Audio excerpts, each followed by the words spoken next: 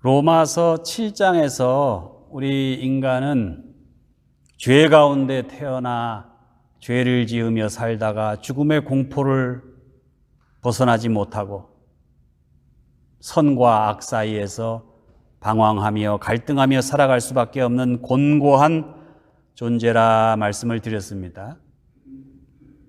그러나 지난 주일 로마서 8장 전반부에 보니까 우리 인간이 그렇게 절망적이기만 한 존재가 아니다. 왜요? 하나님의 영, 성령님이 우리와 함께 하시기 때문에.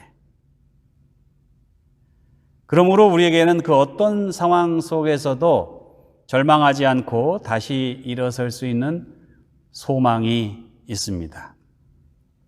오늘 8장 후반부 본문에 보니까 우리 그리스도인들이 간직하고 살아가는 그 소망에 관한 이야기가 나옵니다.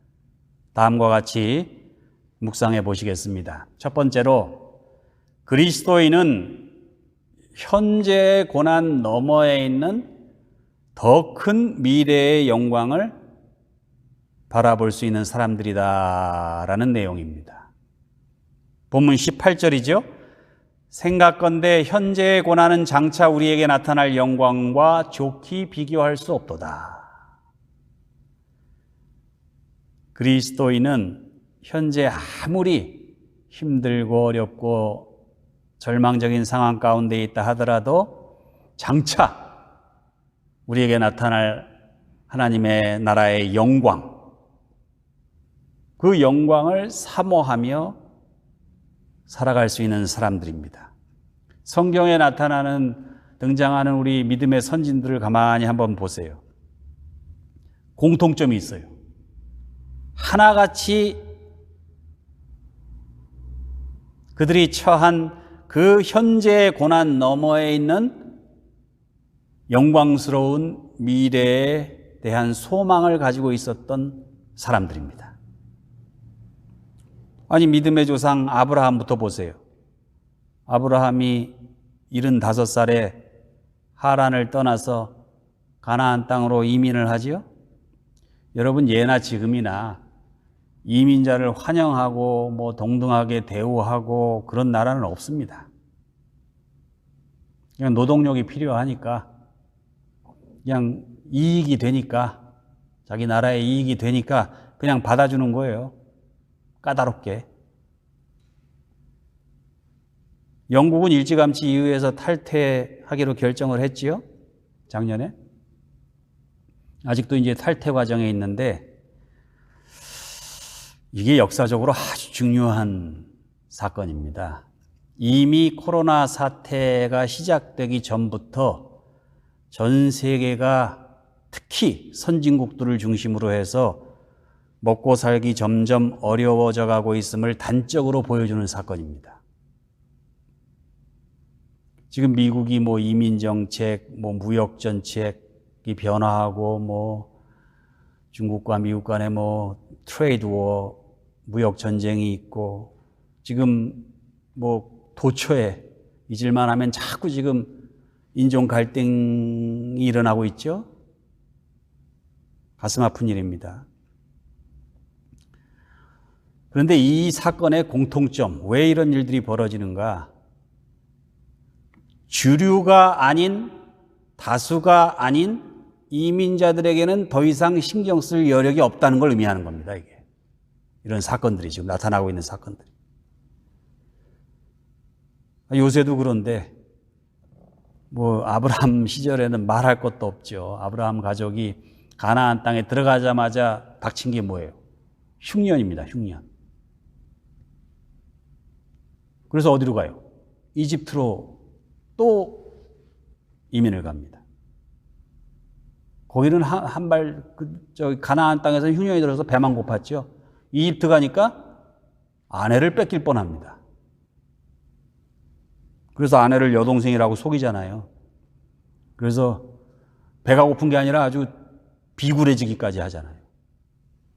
이제 좀 자리를 잡나 싶었는데 함께 이민을 했던 조카 롯이 인신매매단한테 잡혀가잖아요. 온 가족이 다 싹.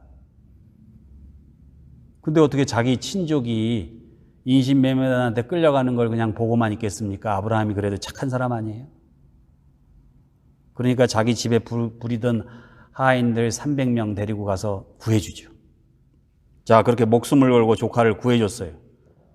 구해주니까 어떤 일이 벌어져요? 조카하고 갈등이 벌어집니다. 갈등이. 왜요? 서로 양떼가 있는데 그 양떼를 데리고 다니면서 방목을 해야 되는데 그 목초지가 부족하고 물도 부족하고 그러니까 목자들 간에 자꾸 싸워요. 그러니까 그때 아브라함이 어떻게 해요? 롯에게 좋은 땅을 양보합니다. 그게 뭐예요? 소돔과 고모라. 그리고 막상 자기는 척박한 땅을 선택합니다. 그래서 저 지금 유대 광야라고 부르는 그런 지역을 선택하는 거예요. 좋은 땅 아주 우거지고 오아시스는 조카한테 주고 자기는 사막으로 가는 거예요. 가는 데마다 흉년이 있지요. 아내를 뺏길 뻔하지요. 문제가 발생하지요. 갈등이 생기지요. 아무것도 보장되지 않는 이 정처 없는 이민자의 팍팍한 삶. 그러나 아브라함은 소망을 잃지 않았습니다. 남들은 알지 못하고 남들은 보지 못했던 여호와 하나님의 그 약속의 말씀을 굳게 믿었기 때문에 창세기 12장 14절에 보면 내가 너로 큰 민족을 이루고 네게 복을 주어 내 이름을 창대케 하리니 너는 복의 근원이 될지라. 그래서 아브라함은 어디를 가든지 무엇을 하든지 결국은 내가 하나님께서 선택하신 복의 근원이 될 거라는 그 믿음을 가지고 있었어요. 그래서 사소한 데 미련을 두지 않았어요. 그 약속을 믿으며 소망을 잃지 않았어요. 장차 내게 나타날 영광. 그걸 사모할 수 있었어요. 한마디로 아브라함에게는 믿는 구석이 있었다 이 말이죠. 여러분들도 믿는 구석이 있으시죠? 없어요? 네. 그래서 내가 아무리 억울하고 힘들어도 양보할 수 있고 참을 수 있고 견딜 수 있어요. 소망 때문에. 소망이 있기 때문에. 이게 아브라함만의 이야기가 아닙니다. 사실은요, 아브라함 이야기를 가만히 보면은 거기 여러분이 있어요. 여러분들도 우여곡절 끝에 미국으로 이민 왔잖아요. 미국 이민 올 때 뭐라고 그랬어요, 사람들이? 미국 가면은 그냥 금방. 한국에서는 뭐 몇십 년 돈 모아도 집 못 사. 근데 미국 가면은 몇 년만 바싹 일하면 돈 많이 벌 수 있어. 정말 그렇던가요? 미국에 눈먼 돈이 더 없어요. 이 일을 하면 돈 번다더라. 저 일을 해서 성공했다더라. 그래서 그 일도 해보고 저 일도 해보고 손해만 보고 다른 주에 가면은 그냥 돈 빨리 번다고 그래서 살기 좋다고 그래서 다른 주로 갔더니 더 힘든 일이 생기고 자리 잡을만 하니까 한국에서 부모, 형제, 친척, 친구들까지 와서 신세를 지려고 나 혼자 먹고 살기도 힘든데 그래도 한국에서 친척이 오고 친구가 오면 어떻게 해요? 허세를 부려가면서 그냥 자기가 모는 차 중에서 제일 좋은 차 가지고 공항 나가서 그러면서 손해를 보면서 그렇게 열심히 보살펴줘요. 그런데 어떻게 돼요? 돌아온 건 원망과 불평과 갈등입니다. 아브라함하고 똑같아요. 그나마 우리는 그래도 조금 더 아브라함보다는 젊었을 때 왔잖아요. 아브라함은 75세. 그러니 그 이민 생활이 얼마나 힘들었겠습니까? 그러나 아브라함은 믿음을 잃지 않았어요. 왜요? 소망이 있었기 때문에. 우리 그리스도인은 아브라함의 후손이죠. 믿음의 후손. 그러니 우리 안에는 그 어떤 상황 속에서도 현재의 고난 너머에 있는 영광스러운 미래를 바라볼 수 있는 영적인 DNA가 우리 안에 있습니다.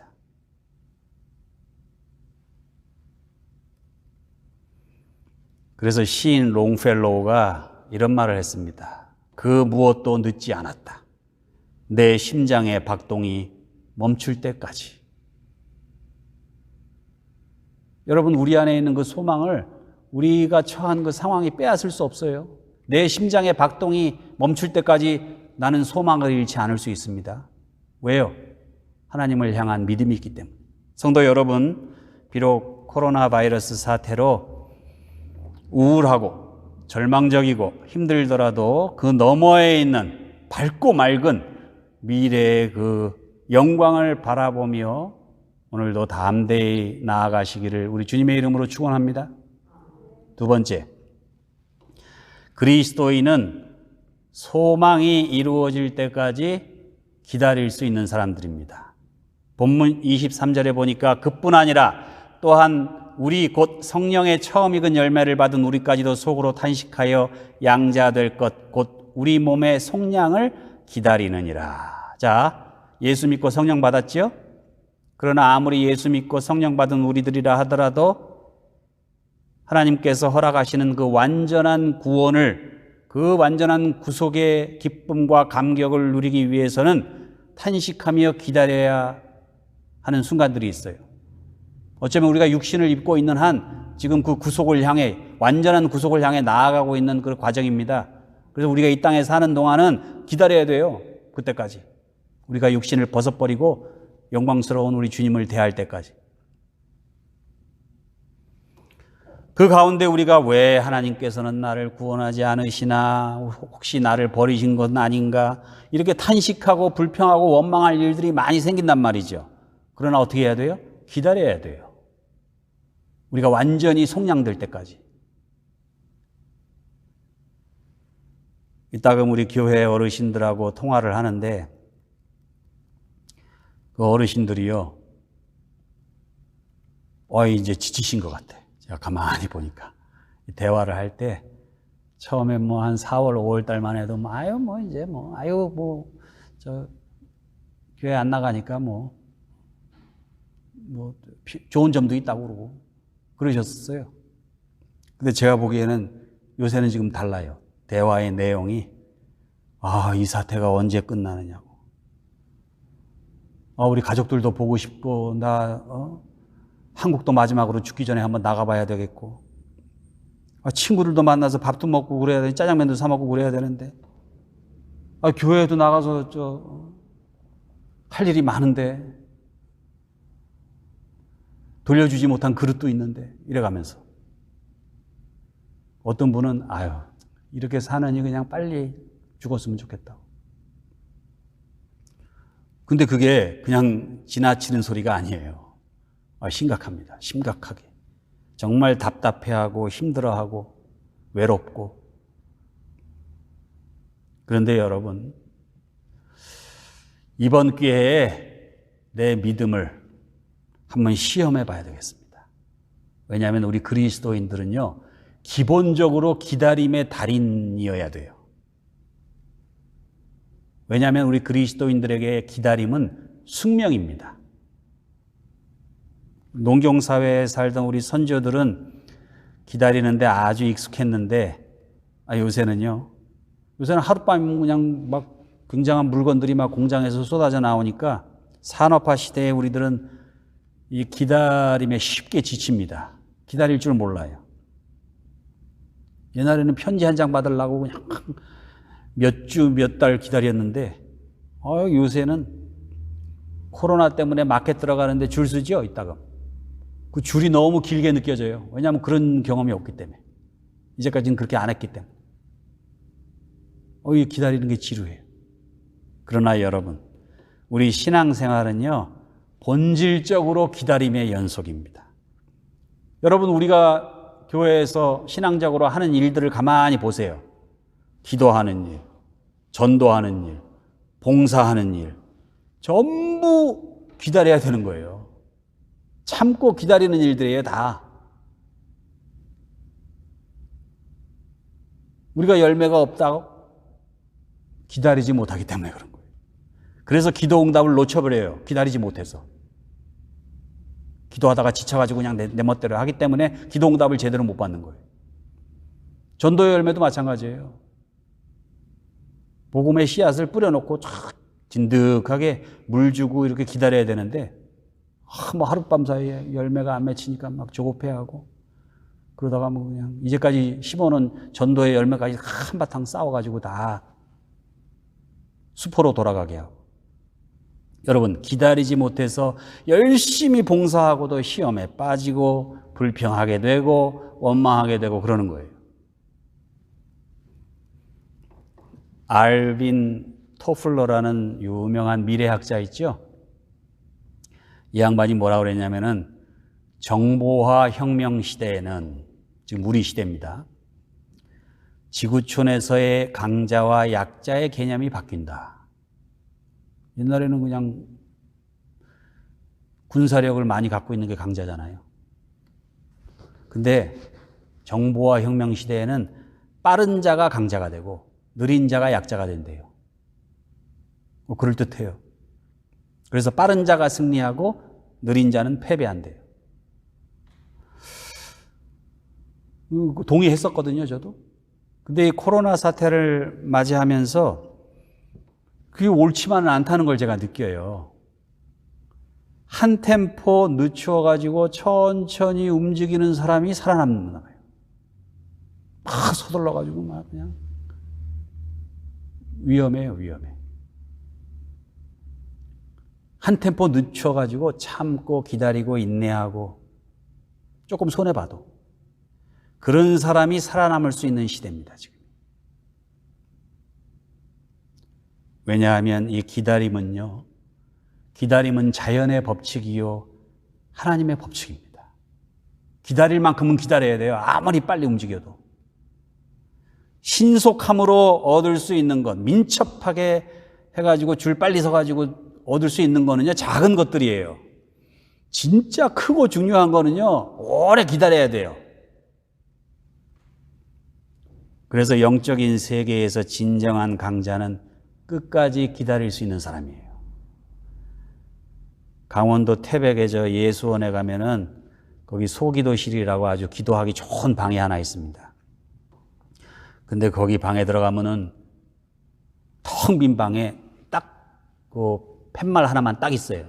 그게 뭐냐면 기도는 기다리는 것이다. 그렇게 딱 되어 있습니다. 그러니까 당신 기도하러, 거긴 기도하러 가는 데니까. 당신 기도하러 왔으면은 기다리쇼. 그 교훈이죠. 그리스도인은 하나님을 믿고 하나님을 믿으니 하나님께서 반드시 가장 좋은 때에 가장 좋은 곳으로 내 기도를 응답해 주실 것이라는 그 사실을 믿고 끝까지 그 소망의 끈을 놓지 않고 기다리는 것. 그게 기도의 비법이에요. 그게 기도 응답을 받는 비결이에요. 하나님을 향한 믿음과 소망을 가지고 반드시 우리들의 기도에 응답해 주시는 하나님께 기도하며 끝까지 기다려 마침내 우리 주님의 놀라운 구속의 은혜, 완전한 속량을 누리시기를 주님의 이름으로 축원합니다. 마지막으로 세 번째, 그리스도인의 소망은 고난을 이겨냅니다. 본문 25절에요. 만일 우리가 보지 못하는 것을 바라면 참음으로 기다릴지니라. 우리가 기다리는 거는요, 막연하게 킬링 타임, 시간을 때우는 게 아니에요. 그리스도인의 인내는 고난을 참고 견디고 인내하는 거예요. 여러분, 믿음의 조상인 아브라함, 제가 서두에 말씀드렸지만은 그렇게 팍박한 이민생활 가운데에도 어디를 가나 복의 근원이 되고 하늘의 별처럼 바다의 모래처럼 번성할 거라는 그 소망을 가지고 그렇게 살았는데 아브라함 당대에 그 소망이 이루어져요? 안 이루어져요? 아브라함 당대에 아브라함이 꾸었던 그 꿈이 이루어집니까? 아닙니다. 미안하지만. 아브라함의 소망은 아들 이삭 때를 지나 손자 야곱 때를 지나 증손자 요셉 때를 지나 다윗 왕조에 이르러 거기서도 또 1000년이 더 지난 후에 예수님의 탄생을 통하여 마침내 이루어지는 거예요. 창세기 12장에 나와 있는 아브라함과의 그 하나님의 약속은 예수님 때에 가서 이루어지는 거예요. 여러분, 그리스도의 소망은 하루 이틀, 수년, 수십 년, 수백 년, 수천 년 후에 이루어질 수가 또 있어요. 그때까지 어떻게 돼요? 우린 기다리는 거예요. 여러분, 조앤 롤링 아시죠? 그 소설가로서는 세계에서 제일 부자예요. 조앤 롤링이. 해리 파터. 우리도 연세 드신 분들은 아니겠지만 젊은 사람들은 안 읽은 사람이 없어요. 근데 그 시리즈가요, 8편이에요, 8편. 8편도 있고 그 위에 후속타도 많아요. 그렇게 8편까지 가는 게 그렇게 베스트셀러가 잘 되기가 쉬운데, 되게 어려운데. 그런데요, 그 양반이 1편을 써놓고 그 1편 가지고 출판사 12개를 갔대요. 보따리를 가지고, 자기 원고를 가지고 12개 출판사를 갔는데 다 거절했대요. 그러면은요, 보통 사람들은 그 1편 끝내고 중단 포기한답니다. 그런데 그녀는 12군데 출판사에서 다 거절하는데 다시 싸워가지고 다시 써요. 2편 시작하는 거예요. 또 거절당하면 또 3편 다시 시작하고. 언제까지? 자기 책 출판해주는 출판사 나올 때까지. 우물물이 나올 때까지 우물을 파는 거예요. 이삭처럼. 결국 그 책을 출판하기로 한 그 블룸스베리 퍼블리싱이 출판사 중에서는 또 제일 부자예요. 77억 불. 그러니 출판사도 재벌되고 작가도 재벌되고. 여러분, 참을 수 있었기 때문에. 여러분, 나무 한 그루가 제대로 자라서 열매를 맺으려면은 수십 년을 기다려야 됩니다. 심어놓고, 아유, 이거, 이듬해 봄에, 아이고, 이거 왜 이거 싹이 안 트지? 이거 열매가 안 열리나? 안 되죠. 오랜 세월 비바람도 겪고, 폭풍우도 지나고 해야지 제대로 된 열매가 맺힐 수 있는 거예요.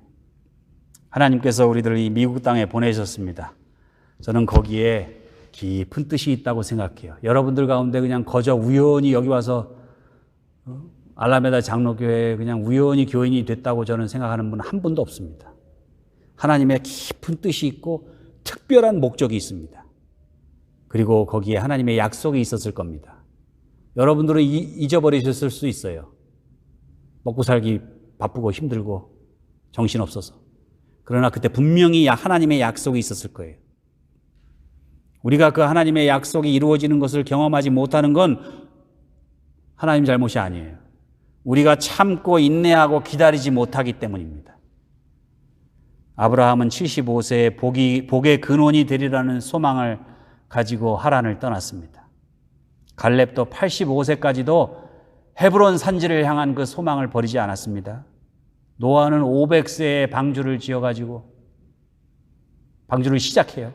그래서 100년이 넘도록 방주를 짓습니다. 그러면서 타락한 인류를 구속하리라는 그 소망을 잃지 않았어요.